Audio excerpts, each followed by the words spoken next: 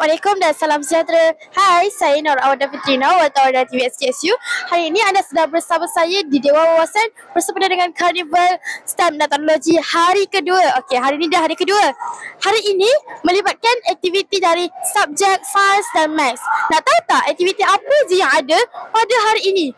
Menarik betul, nak tahu tak? Okey, jom kita saksikan.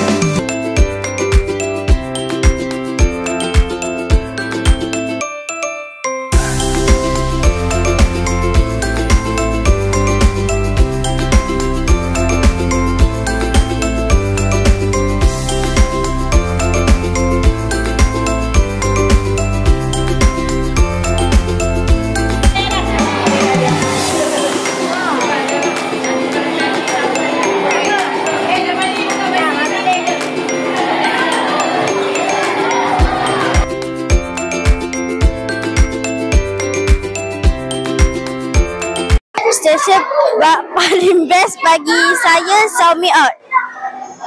Saya pula Do I Know You. Dah. Stesen yang paling best bagi saya ialah Shout Me Out. Bagi saya pula stesen yang paling best Are You Genius. Stesen yang paling best untuk saya ialah Guess My Weight. Dan saya pula Facebook. Bagi saya stesen yang paling menarik untuk panitia matematik adalah Do I Know You.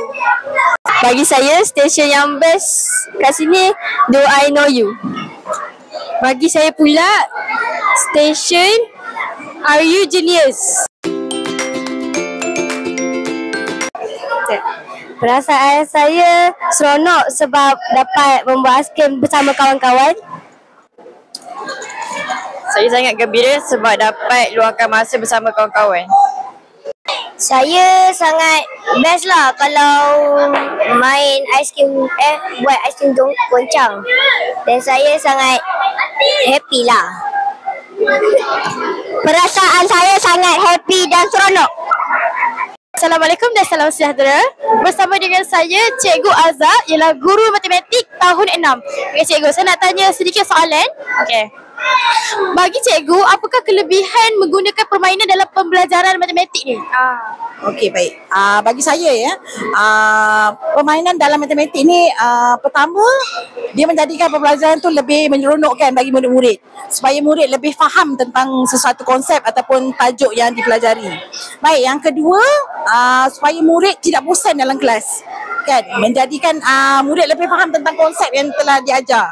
Melalui permainan, contohnya konsep tambah, tolak, darab dan bahagi kita terapkan dalam permainan supaya murid lebih faham. Okey, itu saya. Okay, terima kasih cikgu. Assalamualaikum dan salam sejahtera. Bersama dengan saya Cikgu Masyita. Okey cikgu, saya nak tanya sedikit soalan boleh? Okey cikgu. Bagaimana pandangan cikgu untuk Maths Word Logic Mix Fun yang berlangsung pada hari ini? Okey, pada pandangan cikgu, untuk aktiviti hari ini, kita dapat menyerlahkan bakat dan juga minat murid terhadap subjek matematik dan juga sains. Dan kita boleh juga lihat kreativiti murid itu sendiri. Dan lagi satu, kita boleh tengok murid bekerjasama antara diorang lah, daripada satu aktiviti ke satu aktiviti yang lain. Itu saja. Terima kasih cikgu. Cikgu senang kan cikgu? Dengan ini berakhirlah sudah Karnival STEM dan Teknologi hari kedua. Saya Nur Awada Fitrina dan I Sofia Damia ingin memohon 1000 kemaafan anda ada tersalah tutur bicara.